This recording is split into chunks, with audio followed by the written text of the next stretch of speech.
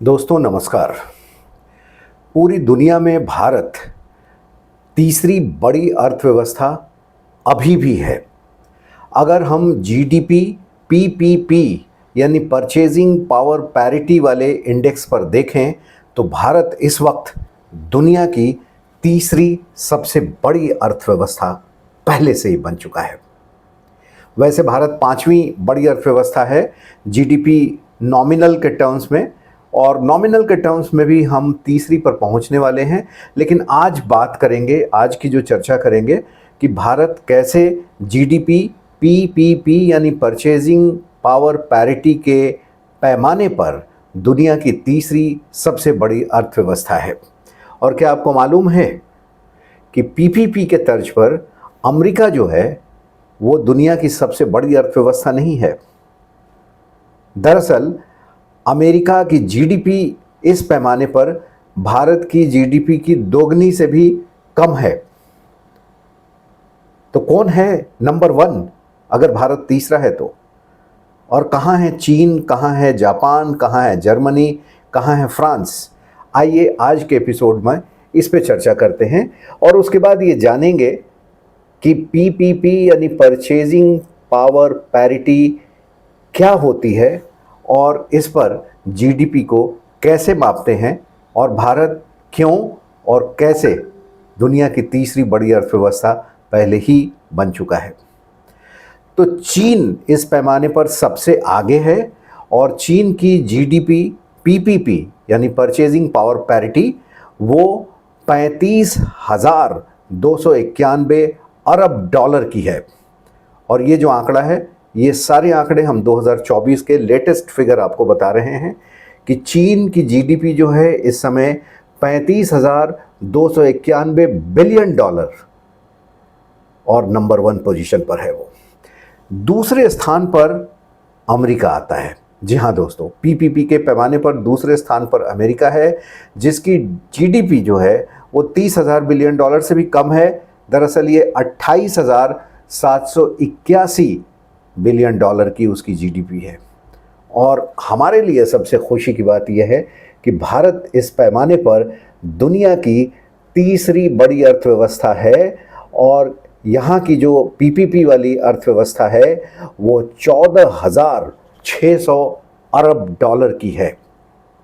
जी हाँ दोस्तों, और अगर हम 6 से 7% की दर से ग्रो करते रहें, हमारी जो विकास दर है वो 6 से 7% के बीच रही, तो आज से 4 साल बाद 2028 में हम अमेरिका के पास पहुंच जाएंगे। यानी 14,600 बिलियन डॉलर की पीपीपी इकॉनमी से हम बढ़ते हुए लगभग दोगुनी पे हो जाएंगे, 28,000 30,000 के आसपास हो जाएंगे जब हम अमेरिका को छू लेंगे। तो ये तो थी तीसरी अर्थव्यवस्था दुनिया की, भारत की। चौथे स्थान पर जापान है, लेकिन भारत से बहुत नीचे है। भारत जहां 14,000 बिलियन डॉलर से ऊपर की अर्थव्यवस्था है पीपीपी के पैमाने पर, वहीं जापान जो है मात्र 6,721 बिलियन डॉलर की पीपीपी इकॉनमी के साथ चौथे स्थान पर है। जर्मनी दोस्तों 5,700 बिलियन डॉलर की इकॉनमी के साथ पाँचवें स्थान पर है। और अब हम जल्दी जल्दी बताएंगे कि बाकी और कौन से देश हैं, कहाँ कहाँ हैं। छठे स्थान पर रूस है और रूस की जो जीडीपी पीपीपी है वो 5,500 बिलियन डॉलर की है। इंडोनेशिया 7वें स्थान पर है और इंडोनेशिया की जो पीपीपी इकॉनमी है वो 4,700 बिलियन डॉलर है। इसके बाद नंबर आता है ब्राज़ील का 4,300 बिलियन डॉलर की इकॉनमी। उसके बाद इंग्लैंड यूके आता है जो 4,000 बिलियन डॉलर से बस ज़रा सा थोड़ा सा ज़्यादा है। उसके बाद 10वें नंबर पर बारी आती है फ्रांस की, और फ्रांस की जो जीडीपी पीपीपी है वो है 3,987 बिलियन डॉलर की। तुर्की जो है 11वें स्थान पर है 3,831 बिलियन डॉलर की इकॉनमी के साथ।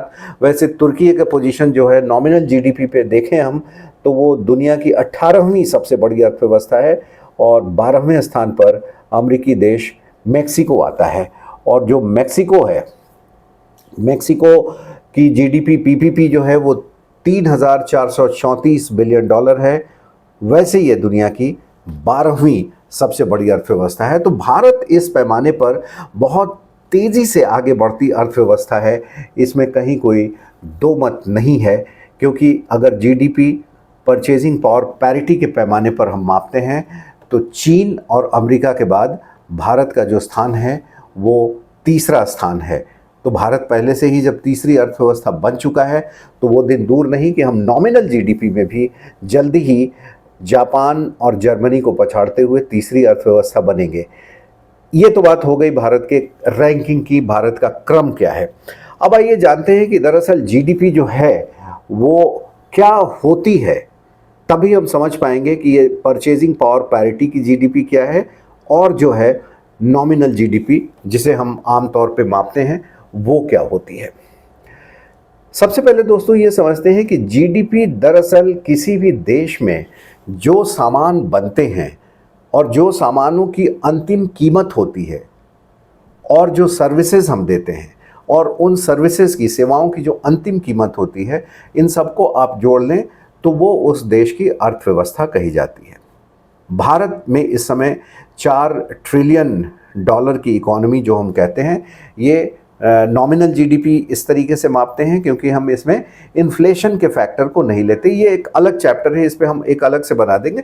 लेकिन मोटे तौर पे आप मान लीजिए कि जीडीपी किसी भी देश की जो भौगोलिक उसके बाउंड्रीज हैं, उसके भीतर जितने सामान बनते हैं और जितनी सेवाएं दी जाती हैं, उनके अंतिम मूल्य का योग जो है वो जीडीपी कहलाती है और इसे नॉमिनल जीडीपी कहते हैं। इस पैमाने पर भारत जो है वो दुनिया की 5वीं अर्थव्यवस्था है, अमेरिका पहली अर्थव्यवस्था है, चीन दूसरी अर्थव्यवस्था है, जर्मनी तीसरी अर्थव्यवस्था है, जापान चौथी और भारत 5वीं। उस पैमाने पर भी भारत जल्दी ही जापान को तो शायद 1 साल के अंदर पीछे छोड़ दे और अगले 2-2.5 वर्षों में जर्मनी को भी पीछे छोड़कर जो भारत है वो तीसरी अर्थव्यवस्था बन जाएगा। अब आते हैं कि भारत जिस पैमाने पर पहले से ही दुनिया की तीसरी सबसे बड़ी अर्थव्यवस्था है वो परचेजिंग पावर पैरिटी। ये परचेजिंग पावर पैरिटी क्या होती है जिसे हम जीडीपी के साथ मापते हैं।